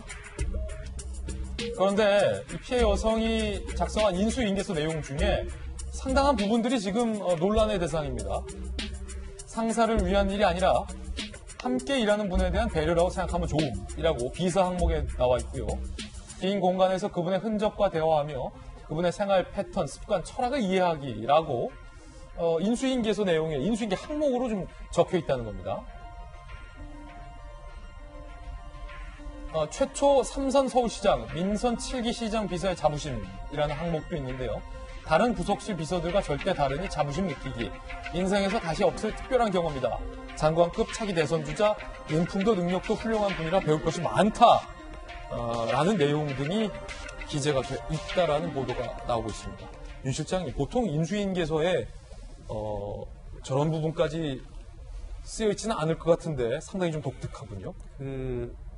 최근에 주목받고 있는 책이 이제 김지은입니다라는 책이 있죠. 그 충남도지사 그 피해자 그분도 이제 자기가 받았던 인수인계서라든지 업무에 대한 매뉴얼 같은 게 그 책에 들어 있었는데 저도 좀 놀랐어요. 그걸 보면서. 저도 이제 그런 분들을 제가 저런 일은 직접 안 했지만 예를 들어서 뭐 시장의 비서 뭐 또 다른 어떤 사람의 비서라는 분들은 이제 뭐 많이 봤으니까 아 저분들이 일을 뭐 대략 저렇게 하고 있겠구나 보좌하고 있겠구나라고 알았지만은 저런 식으로 뭐랄까 본인들이 생각했던 공무원의 업무보다는 어떤 뭐 심기의 관리라든지 이런 부분에 대한 것이었구나라고 해서 놀랐고, 그다음 두 번째로는 이런 게 있어요. 지금 자 피해자가 저렇게 썼다는 것은 저건 피해자가 평소에 뭐 이제 박 시장에 대해서 되게 좋게 생각했다는 거 아니냐라는 식의 이제 역공이 있는 걸로 좀 듣고 있는데, 그래요? 그건 좀 별개의 문제라고 생각해요. 이건 이제 말하자면 중공식적인 자기 후임자에 대한 임수인계고, 또 저분도 처음에 저걸 받았을 거 아닙니까? 누구한테도. 그걸 뭐 업데이트 했든지 그대로 전달했을 거니까 그건 이제 별개의 이야기로 봐야 되겠죠. 그러니까 이 문서가 인수인계 이 문서 피해 여성이 다시 없을 특별한 경험이다라고 썼다고 해서 피해 여성의 피해가 없어지는 것은 아니다. 그렇죠. 라는 다른 말씀이시죠? 이야기인 거죠. 다른 일이다. 네. 만약에 이렇게도 생각해 볼 수 있지 않나요? 손정희 변호사님? 이 공식 문서잖아요. 예컨대 만약에 그런 주장이 있다면 지금 피해자 측에서는 조심해라라는 말을 후임 비서에게 공식 문서에 어떻게 남길 수 있겠느냐라고 또 항변하더라고요. 굉장히 좀 공교로운 상황이 이 문건을 이제 제출한 측이 전현직 비서관들이라는 거죠. 그러니까 지금 피해자 보호에 충실하지 않았냐, 왜 묵인 방조 은폐를 했느냐라는 지적이 오니까 인수인계서 봐라, 여기에 존경하는 사람으로 박 시장이 거론됐다라는 것은 피해자가 주변에 이런 사실을 알리지 않았을 뿐만 아니라 내심의 의사를 존경한다라는 것은 성피해가 없었다라는 반증 아니냐라고 하면서 책임을 회피하기 위한 수단으로 이제 공적 서류를 제출하고 있는 상황이거든요. 그렇군요. 근데 피해자의 구체적 상황에 따라 들어가면 지난해 7월에는 피해자가 이것을 외부적으로 피해 사실을 폭로할 만한 용기를 가지지 못한 상황이었습니다. 그런 상황에서 사적 문서도 아니고 사적 대화도 아니고 공적으로 남는 인수인계서에 본인의 성폭력 피해 사실을 쓰는 것이 오히려 기대 가능하기 어려운 상황인 거죠. 그렇군요. 그리고 이미 앞서서 여러 번 말했잖아. 여러 명한테 말했는데도 대수롭지 않게 여기고 책임에 대해서 인정하지 않는다거나 마치 너가 이것을 너무 감히 반응하는 것처럼 대응했다라고 한다면 후임으로 오는 비서관에게 문서로 나는 성희롱 피해를 당했음 조심할 것, 성추행 피해를 당했으니 조심할 것, 이런 걸 쓰기보다는 그런 걸 쓸 정도의 용기가 있었다면 그 당시에 신고를 했겠죠. 그런 면에 있어서는 인수인계서에 이렇게 적혀 있었다는 사실만으로 피해 사실이 없다 또는 우리가 인식하지 못했다라고 받아들이는 상황 자체가 좀 상식과는 어긋난다라는 생각이 들고요. 제가 이 인수인계서를 보면서 참으로 안타까웠던 것은 본인이 굉장히 정신적으로 혼란스럽고 고통 속에서도 그래도 내가 서울시에서 일했던 공무원으로서의 자긍심을 지켜내고 자기의 업무를 마지막까지 잘하고자 이 인수인계서를 썼을 거거든요. 이렇게 봐야 된다. 오히려. 피해를 당하면서도 그래도 후임 비서관은 제대로 잘 적응해서 그런 피해가 없도록 하는 마음 분명히 있었을 것이라고 생각하고, 다만 어찌돼도 후임한테 내가 했던 일에 대해서 정리를 해줘야 되니까 이걸 쓰는 마음이 무작정 뭐 굉장히 능력도 훌륭하고 인품도 훌륭한 그 단어에 굉장히 오래 생각하지 않았을까? 저는 그래서 피해자 입장에서 한번 저 문서를 생각해 보시라라고 말씀드리고 싶죠. 저는 육중 사람들이 저런 거를 또 이렇게 내보내는 것 자체가 2차 피해라고 생각합니다. 저 피해자가 저런 업무 인수인계서를 쓰면 그 처음 누가 보겠어요? 일단 바로 위에 있는 비서관이 볼 거고요. 그 위에 있는 실장이 보고 그걸 결제한 다음에 넘겨줄 거란 말이에요. 뻔히 육중 안에 내가 20명 이상 호소를 하면서 살려달라고 그동안 몇 년 동안 얘기를 했는데 그걸 다 묵인하고 묵살했던 사람들한테 업무 인수인계서 작성해갖고 빨리 갖고 와라라고 하면 저렇게밖에 못 쓰죠. 근데 그걸 갖고 증거랍시고 내보낸다? 저는 육중 사람들 아직도 이 사건이 어떻게 어떤 영향을 사회에 미치고 있고 본인들이 혹여 인지를 했건 못했건 어쨌든 얼마나 많은 파장을 일으키고 있는지에 대해서 심각하게 아직도 생각하지 못하는 부분이라고 생각해요. 물론 이 부분이 이제 서울신문이 보도하고 있는 부분이기 때문에 서울신문 보도가 사실인지 여부는 조금 확인을 해봐야 한다는 점 다시 한번 말씀드립니다. 경찰의 수사 상황과 관련돼서 지금 보세요, 박 대변인. 네, 말씀하신 김에 휴대전화 영장 기각됐고 또 그 이른바 6충 사람들 방금 말씀 주셨던 그 6충에 대한 압수수색 영장도 지금 기각이 됐다. 그렇다면 이른바 정무직 보좌관들이 자발적으로 경찰 수사에 협조를 하는 것을 경찰로서는 기대할 수밖에 없는 상황인가요? 그럼 수사가 잘 되겠죠, 그래도? 일단은 지금 처음에 했던 젠더 특보와 비서실장은 경찰 조사를 1차 받은 걸로 지금 보도가 되고 있잖아요. 이제 나머지 사람들 문제는 뭐냐면 이 피해자가 박원순 전 시장과의 관계에 있어서 두 명 사이에 있었던 사적인 문제가 하나.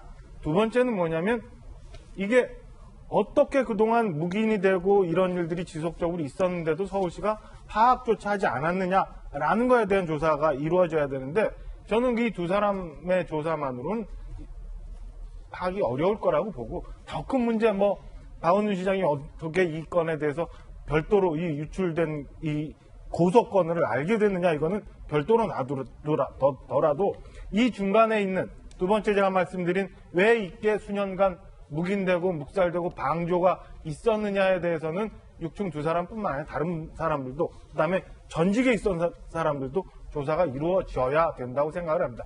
박원순 시장에 대한 핸드폰은 이재용 시장 말씀 주신 것처럼 사실은 그 박원순 시장이 극단적인 선택을 하게 된 경위에 대한 건을 위해서 법원에 영장 청구를 했기 때문에 영장이 기각이 됐고 6층에 대한 압수수색 영장이 기각된 사유는 아직 확인이 되지는 않았습니다만은 저는 경찰이 압수수색 영장을 법원에 제출할 때 박 전 시장의 극단적인 선택과 연관된 건 말고 이 건들이 왜 지금까지 묵인됐느냐에 대해서 적시를 해서 법원에 영장을 청구를 했다면 저는 정상적으로 영장이 나올 수도 있다고 충분히 나올 수 있는 상황이라고 생각하기 때문에 경찰이 아직도 적극적으로 이 수사에 임하지 않고 있는 거 아니냐라고 저는 의심을 좀 하게 될 수밖에 없는 상황이에요. 박 대변인의 개인 견해인데 확실히 박 시장에게 안타까운 일이 있고 나서 꽤 시간이 흘렀는데 지금 경찰 수사 상황과 관련돼서 별다른 진척과 관련돼서는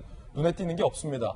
박 대변인은 지금 경찰이 수사에 의지가 있느냐라고 되묻고 있는데 서지현 부대 아무리 민선 최초의 3연속을 한 최초의 희자이다 하더라도 성추행 범죄가 있었는지 여부는 굉장히 중요한 것 아니겠습니까? 고인이 된 박 시장의 명예를 위해서라도 그리고 지금 피해자의 사실은 피해 때문이라도 경찰이 적극적으로 수사를 해야 하는데 저도 사건 출입 기자 해봤지만 경찰이 정말로 열심히 수사를 하고 있겠죠 지금 이 시간에도. 그죠, 박 대변인은 걱정하고 있지만. 그러니까 이제 수사의 한계는 분명히 있겠지만 최선을 다하고 있겠죠. 경찰의 스스로의 명예도 있는 것이고. 근데 지금 보면 조금 아쉬운 부분은 이야기가 사실은 그 피해자 같은 경우에는 그 4년 동안 20명 전현직 비서관들에게 이야기를 했는데 묵인했다 하다 보니까 이 20명의 입장에서는 억울한 건 또 분명히 있을 거예요, 분명히. 그래서 이런 부분에서 어떻게 보면 그 인수인계서가 좀 하나의 단초가 되지 않냐 했는데 저도 인수인계서를 보니까 이게 형식이나 이런 게 봤을 때 공식적인 것보다는 서로 비공식적으로 이렇게 문서화한 것 같다 그런 느낌이 들고 중요한 것은 그게 인수인계서에 그렇게 세세하게 내가 말씀하셨듯이 그냥 단점을 이야기하기는 어렵죠. 저도 회사 생활했지만 인수인계 할 때 그렇게 하진 않죠. 대신에 식사를 하거나 커피를 할 때 후임한테 인수인계 할 때 상사에 대해서 색안경은 끼고 보지 말지만 이런 경험은 내가 했으니까 너는 조심해라 정도는 당연히 해요. 그러면 저 후임 비서나 주변 동료가 저는 좀 용기 있게 이제는 나서야 된다. 피해자도 용기 있게 나섰듯이 이제는 후임 비서도 인수인계에서 받은 배경에 대해서도 이야기를 좀 해주셔야 되고 개인적으로 나눴던 대화 그렇죠. 그게 더 중요한 것이죠. 그래야지 이런 것들이 2차 피해뿐만 아니라 어떻게 보면 박원순 시장에 대한 명예에서도 굉장히 타격을 많이 주는 거거든요. 굉장히 예리한 지적. 그러니까 이 공식 문서는 사실 중요한 게 아니다. 그렇죠. 실제로 만나서 사실은 이런 일이 있었는데 이런 거 조심해. 라는 얘기가 있었다면 후임들이 그런 거에 대해서 지금 용기를 내야 한다. 그리고 4년 동안 20명이면 4년이라는 긴 시간 동안 고민을 동료한테 한 명이라도 얘기 안 할 그런 상황은 아니기 때문에 주변 동료들이 나서야 된다는 것이죠. 이재명 기자. 이게 지금 사실 지난번에 경찰에서 6층을 포함해서 서울시청 압수영장을 이제 신청했을 때 기각된 이유 대표적인 게 범죄 소명이 부족하다는 거였습니다. 그 무슨 얘기냐면 사실 방조범을 수사한다는 게 쉽지 않죠. 왜냐하면 정범 자체가, 그러니까 성추행 자체가 어디까지 이루어졌고 어떻게 이루어졌고 그래서 어떻게 알려졌었는지까지를 정확히 알 수 없는 상황에서 방조를 먼저 수사하기 쉽지 않은데 저는 그래서 거꾸로 오히려 수사가 그러니까 처음에 피수 사실이 어떻게 유출됐는지부터 따라가는 게 맞다라고 저는 생각합니다. 그러니까 유출이라는 게 지금 이제 경찰이 이루어졌는지 아니면 청와대 아니면 검찰인지 알 수 없는 상황인데 유출이 어떻게 일어났는지 그리고 유출 이후에 정무라인들이 어떻게 움직였는지 거기서부터가 저는 오히려 은폐 묵인의 묵인을 확인할 수 있는 시작점이다. 그래서 전 유출 수사가 먼저 이건 명확하게 유출된 게 명확해 보이고 또 유출 수사 같은 경우는 국제 수사가 오히려 간단한 거죠. 누가 했는지가 사실은 뭐 얼마든지 압수수색을 통해서 또는 통신 기록을 통해서 확인할 수 있기 때문에 유출 수사부터 시작을 해서 묵인으로 가면 오히려 수사가 더 빠르지 않을까라는 생각을 개인적으로 하고 있고 그래서 좀 그 수사가 오히려 속도를 좀 냈으면 하는 그런 바람이 있습니다. 그렇군요. 그런가 하면 박원순 시장이 조문을 거부했던 정의당의 류호정 의원이 나도 과거에 성희롱 피해자였다. 라는 사실을 토로했다고 하는데 손정인 변호사님 이게 무슨 얘기인가요? 어떤 이야기냐면 본인이 20대 때 이제 회사를 다니다가 본인이 성희롱 피해를 입었는데 뭐 여러 가지 이유로 이제 신고를 하지 않았는데 이어서 이제 후배가 나한테 연락이 와서 봤더니 회사에 성희롱을 신고해서 증언을 좀 해달라고 부탁한 자신의 경험을 이야기하면서 내가 그때 먼저 성희롱에 대해서 적극적으로 신고를 했더라면 후배가 성희롱 때문에 피해를 입지 않았을 것이고 그 이후에 본인이 신고하는 과정 어려움을 겪지 않았을 것인데 내가 침묵해서 이렇게 후배들까지 피해가 연쇄적으로 발생하더라 이런 이야기를 했다라는 것이고요. 한마디로 이런 성희롱에 대해서 성추행에 대해서 침묵해야만 하는 현실이 있었거든요. 그러니까 직장 다니는 여성 중에 성희롱 피해 입으신 분들 많죠. 근데 모든 사람이 그거를 신고하거나 뭐 그 관련한 징계 요청을 하진 않거든요. 침묵하는 다수들도 있는 상황입니다. 하지만 이제는 피해자가 목소리를 내야 되고 연대해야 된다 이런 목소리를 내면서 지금 이 피해자라고 호소하시는 박원순 시장 고소인께서도 나도 비슷한 경험이 있어서 힘을 드리고 싶다 이런 이야기를 하는 것 같습니다. 그렇군요.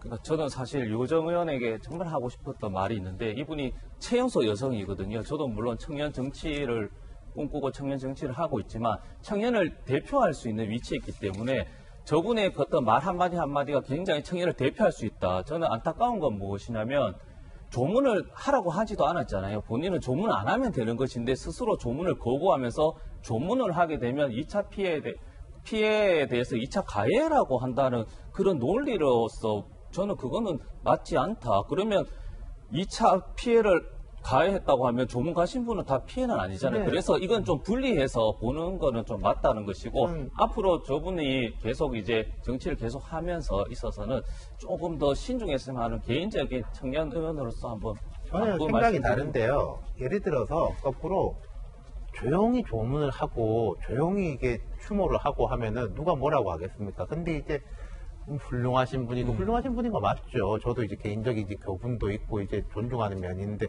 그런 걸 이제 떠들썩하게 하고 막 이제 높은 분들이 막 이렇게 하고 하니까 그 불편에 대해 가지고 유호정 의원이 그 말하자면 국회의원이지만 힘없는 사람이지 않습니까? 그 대신해서 이렇게 이야기를 한 거지 유호정 의원이 먼저 왜 니들 조문하냐라고 손가락질 한 건 아니니까 저는 이제 서지현 부대변인 말씀하실 수 있지만 그 선후 관계는 조금 다르다고 생각해요. 예, 두 분의 견해도 들어봤습니다.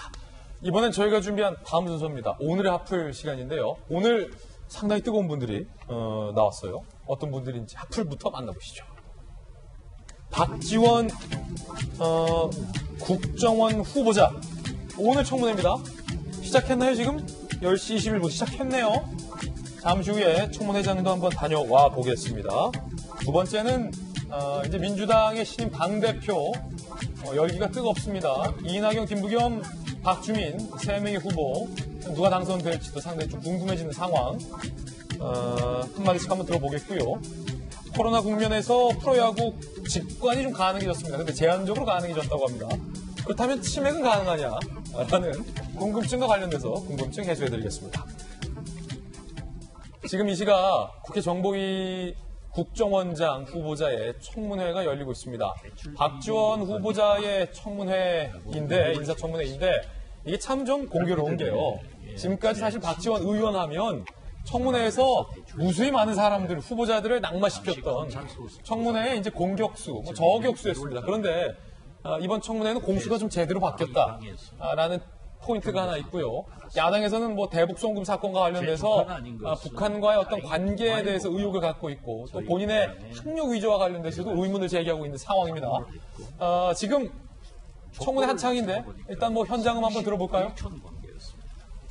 자동적으로 없어졌고 혐의도 없음이 밝혀졌습니다.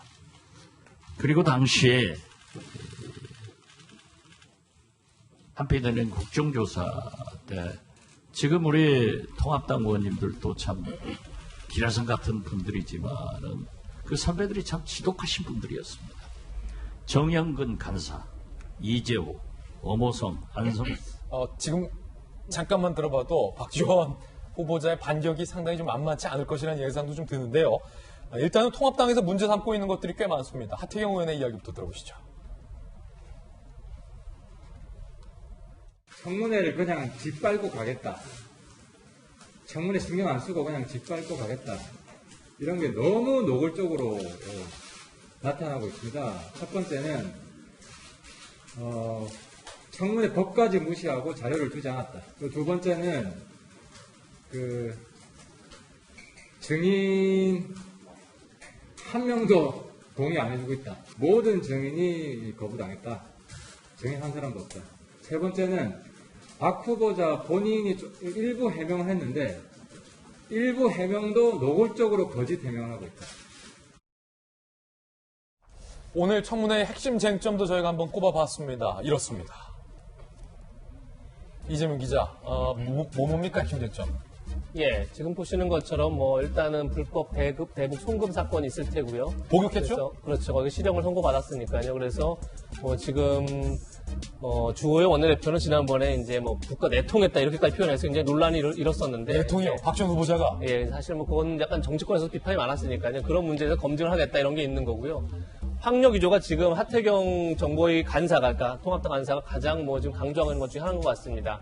65년도에 단국대에 편입을 했었는데 그 전에는 이제 조선대를 다니다가 단국대 편입한 것처럼 이제 그 기록이 돼 있었는데 알고 봤더니 조선은 다닌 적이 없고 광주 교대를 다녔었다. 그래서 그것이 이제 허위 학력이 아니냐 이렇게 지금 하태경이 주장하고 있고요. 또 하나가 이제 군 복무 중 대학을 다녔다 이런 이제 특혜 의혹이 하나 있습니다.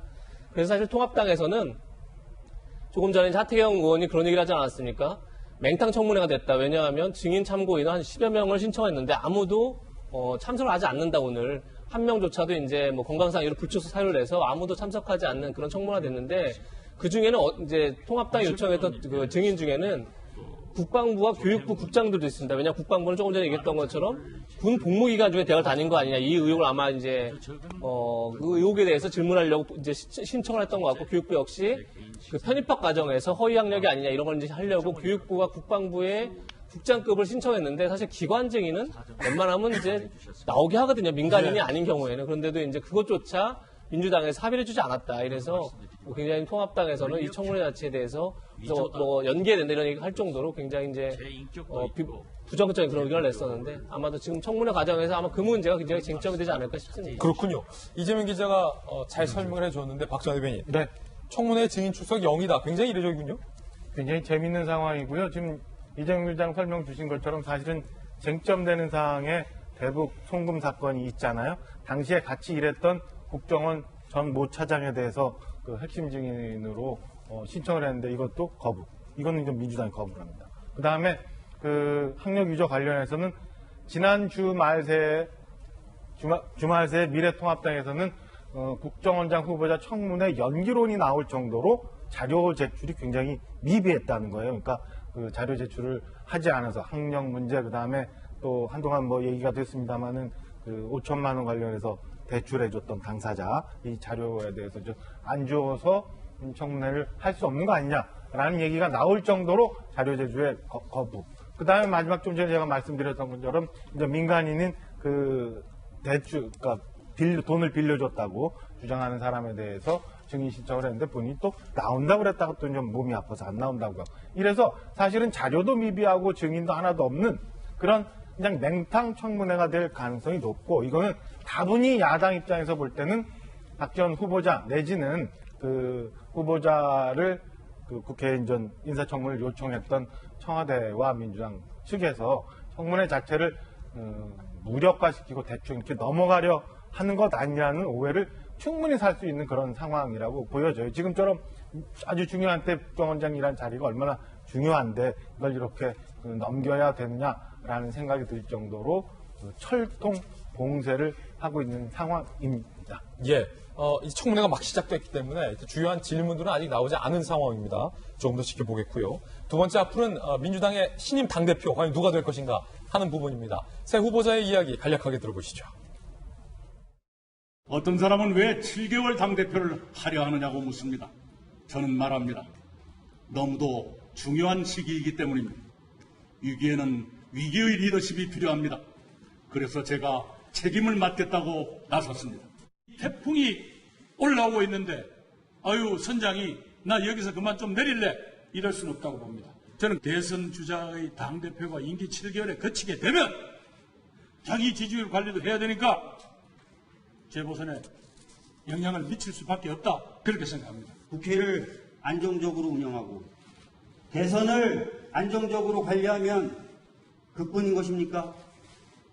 아니면 새로운 시대를 맞이하기 위해 새로운 의제를 발굴하여 국민들과 치열하게 토론하고 전환의 시대를 준비해야 합니까? 윤 실장님, 이제 새 후보의 합동연설회가 열렸는데 역시 논란은 이낙연 후보가 바로 대선 주자이기 때문에 7개월짜리 임기가 과연 적절한가와 관련된 3명 모두의 언급이 있었군요. 근데 이게 나가냐 마냐, 출마하냐 마냐 할 때부터 논쟁이 됐던 거지 않습니까? 그럼 출마 결심을 했다는 것 자체는 이 역풍이 그렇게 크지는 않다는 판단이 있었기 때문에 출마 결심을 한 거죠. 이낙연 후보 입장에서는 그렇죠. 근데 이제 김부겸 후보가 이제 점화를 막 시키려고 하는데 그게 됐지. 지금 이제 민주당의 전당대회를 보면요, 되게 뭐가 약간 복합적인 게 있는 게 예컨대 이렇게 보십시오. 자, 호남 후보, 영남 후보, 젊은 서울 후보 참 그림이 좋아요. 예. 그리고 민주당이 최근에 지지율 조금 안 좋지만은 이해찬 대표 임기도 꽉꽉 채웠죠. 그리고 국회도 이제 압승을 해 있죠. 지지율 안 좋지만 그래도 야당보다 훨씬 높고 좋은 상황에서 진행된다는 이런 면이 있는 것이고, 근데 또 부정적인 면은 지지율 계속 떨어지는 거, 그리고 또 무엇보다 코로나로 해가지고 이 선거라는 게 언택트 선거로 진행되고 있는 거. 전국 순회 이게 연설을 하기는 하는데 전국 순회 연설을 그 지역에 있는 분들이 인터넷으로 봐야 된다. 예. 이런 것 때문에 좀 재미가 떨어지는 거. 이 두 가지가 섞여 있는 선거인 것 같아요. 근데 재미없는 선거 되면은 이낙연 후보가 유리하겠죠. 그렇군요. 예. 개인적인. 아니, 이거는 개인적인 게 아니라 예. 이건 이제 판에 대한 이야기니까 제가 뭐 이낙연이 잘한다 못한다 의미가 아니니까요. 이건. 예. 하지만 뭐 이제 결과가 나올 때까지 한치 앞을 내다볼 수 없는 박빙인 것은 분명하다라는 말씀 드리겠습니다. 지금 그런데 당대표 중에서 후보자 중에서 친문계의 이재명 기자 이재정 의원은 컷오프가 됐어요? 최고위원에서 그렇죠. 10명에서 이제 8명 올라오고 2명이 컷오프 됐는데 현역 의원이 컷오프 된 건 사실 굉장히 드문 일로 생각이 드는데, 아니 최고위에서 현역이 컷오프가 될 일이 있습니까? 보통? 그렇죠. 굉장히 뭐 드문 일이죠. 사실은.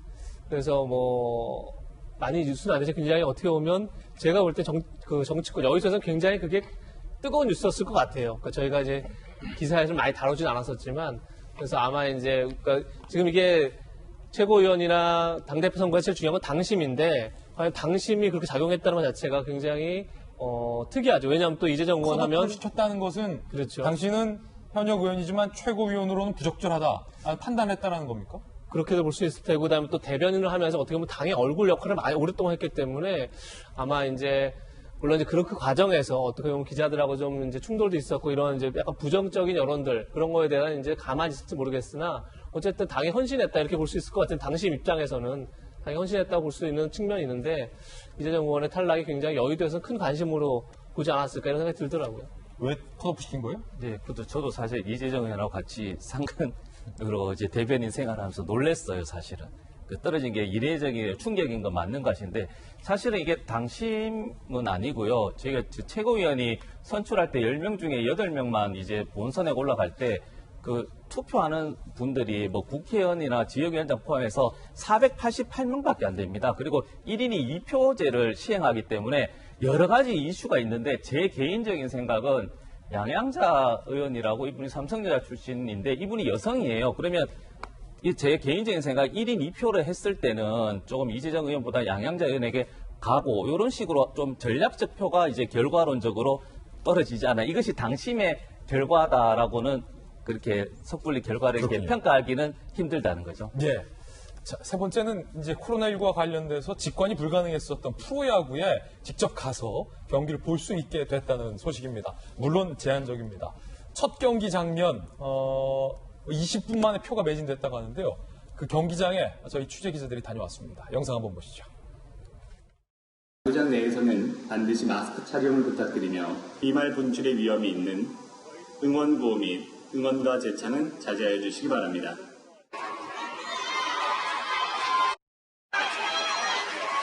코시 온 것처럼 되게 두근거리고 설레는 되게 너무 오랜만이라 너무 신나요. 네. 저희 응원단은 팬분들이 계셔야 존재할 수 있는 응원단이기 때문에 함께 응원가를 틀 수 있다는 그 기쁨이 지금 너무 좋습니다. 그래서 팬들이 주로 관중이 있어야 그래서 뭐 분위기나 이런 부분에 있어서는 뭐 활력이 있겠죠. 아무래도. 원래 관중이 있어야 선수들도 집중력도 더 생길 것 같고. 야구장 영상 저희가 좀 더 보내드릴 텐데 확실히 박진환 대표님 어디 팬이세요? 저는 옛날부터 그 LG. 저는 한화. 그런데 어쨌든 경기 보다 보니까 뭐 응원석에서 뭐 응원도 하고 또 뭐 야 너 이렇게 못하냐 뭐 이렇게 훈수도 좀 나오고 응원가도 하고 막 그러지 마 뭐 이런 응원 구호도 나와야 좀 야구 볼 때 재미가 있는데 좀 잠잠하니까 선수뿐만 아니라 보는 저희들도 좀 심심했잖아요. 중계방송도 그렇고 사실은 저기 또 이닝 바뀔 때 잠깐 나가서 또 뭐 저 치킨도 사다 먹고 뭐 이러는 재미가 있는 건데 그런 거 없고 지금 화면에 보시는 것처럼 너무 어색해. 너무 띄엄띄엄 앉아있어요. 가족끼리도 연인까지도 예. 떨어져 앉아야 된다는 거예요. 그래서 전체 입장할 수 있는 관객이 지금까지는 10%밖에 지금 입장을 허용을 안 했기 때문에 좀 썰렁한 모습이 보이는데 그래도. 선수들은 저렇게 직접 그 응원해주는 관중들, 관중들은 그 가까이서 선수들 좀 열심히 뛰는 모습 보는 게 그나마라도 좀 이 코로나 때문에 힘들었던 상황 조금 해소되는 그런 시원한 상황 아닌가 이렇게 느껴지네요. 그럼 LG랑 한화랑 경기할 때 박대민 한번 가실까요? 한번 가죠. 근데 어차피 띄엄띄엄인데. 근데 이게 어떻게 올해도 또 그렇게 그럴 것 같은데 두 팀이 다 가을 야구하는 몇 년간 이제 인연이 없었어요. 그죠? 왜 또 그런 말씀을 하세요? 이수장님. 예. 저희 애가 이제 어린데 예. TV로 이제 야구 보면서 야구장 가고 싶다 그런 이야기 많이 했거든요. 좀 가볼까 생각했는데 저러면 가족도 아니면 가기가 어려울 것 같아요. 정말로 야구를 본질적으로 이게 좋아하시는 분들 입장에서는 오히려 좀 여유 있게 야구에 집중하면서 볼 수 있겠다 이런 뭐 기회가 될 것도 같고요. 야구 좋아하시는 분들은 저희 가서도 휴대전화로 이 중계하는 화면도 띄워놓고 느린 화면으로 분석하시면서 조용히 좀 야구 보신 분들도 많을 텐데 어쨌든 야구 오래 기다렸었던 분들한테는 좀 희소식일 것 같은데 치맥이 가능하냐 궁금할 것 같아서 함께 살펴보시죠. 자, 치맥은 참기. 이 참기는 뭐죠? 된다는 건가 안 된다는 건가요? 2달 넘게 무관중 진행 프로야구 올해 첫 관중 맞이. 잠실 고척 수원 관중 10% 허용됐습니다. 거리두기 좌석 배치 시행됐고 QR코드 찍고 들어가셔야 됩니다. 프로축구도 지그재그 관중석 입장한다는데 배구는 아직 입장에 대해서 좀 고민 중이라는데 치맥은 참기. 손정희 변호사님. 참기라는 것은 되도록이면 좀 하지 말아달라는 권고로 좀 이해해야 되나요? 마스크가 의무 착용이라는 것은 치맥을 먹으려면 내려야 되니까 원칙적으로 금지되어 있고 그렇군요. 밖에서 이제 일부 이제 뭐 매점이나 식당 같은 데서 일부 음식 정도 섭취하시고 경기장 안에서는 한 물 정도, 음료 정도 먹어야 되지 않을까 합니다. 예, 참기의 뜻이 그 뜻이었군요. 자, 잠시 후에 모처럼 일주일 만에 다시 라방 시작합니다. 인터넷 라방 2, 3말로에서는요. 부초서천이라는 주제로 부산 초라, 서울 천방 이 대표의 발언 논란과 관련돼서 본방에서 못다한 이야기 오늘 박정아 대변인과 이재명 기자 두 분 모시고 2, 3말로에서 이야기 나눠볼 테니까요. 지금 2, 3말로 많이들 들어와 주시기 바라겠습니다. 오늘 저희가 준비한 소식 모두 다 전해드렸고요. 저희는 내일 아침 9시 15분에 더욱더 풍성한 소식 들고 인사드리겠습니다. 오늘 하루는 분명 어제보다 나을 겁니다. 좋은 하루 되십시오. 고맙습니다.